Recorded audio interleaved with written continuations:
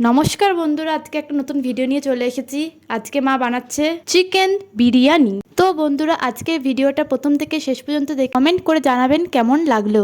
তো বন্ধুরা, প্রথম থেকে তোমরা দেখতে পেয়েছো মা বিরিয়ানির জন্য চাল বসিয়ে দিয়েছে, তারপরে মশলাটা করে নিয়েছে।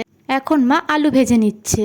এখন আলু ভাজা হয়ে গিয়েছে, এখন একে একে আলুগুলো মা তুলে নিচ্ছে। জিরে তেজপাতা ফোড়ন দিয়ে এখন পেঁয়াজগুলো ভেজে নিচ্ছে। এরপর হলুদ নুন দিয়ে মশলাটা কড়াইতে দিয়ে দিল। এরপর পরিমাণ মতো নুন এবং কাশ্মীরি লঙ্কার গুঁড়ো দিয়ে চিকেনগুলো দিয়ে দিল। এরপর চিকেনটাকে ভালোভাবে কষিয়ে নিতে হবে। তো দেখো, চিকেনটা কষানো হয়ে গিয়েছে।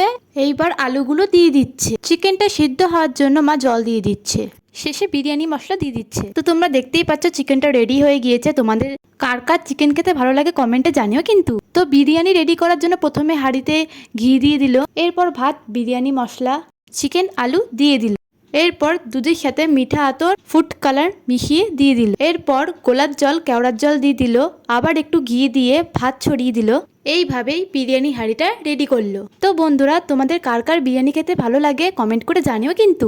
এরপর বিরিয়ানিটা 20 মিনিটের জন্য দমে বসিয়ে দিল। তো বন্ধুরা, আমাদের বিরিয়ানি রেডি। বাচ্চারা খেয়ে বললো ভালোই হয়েছে। এবার চলো আমি খেয়ে দেখি কেমন হয়েছে। তো আমি চিকেন আর একটু আলু নিয়ে খেয়ে দেখলাম কেমন হয়েছে। তার আগে আপনারা লাইক, কমেন্ট, সাবস্ক্রাইব করে দেবেন কিন্তু। দারুণ।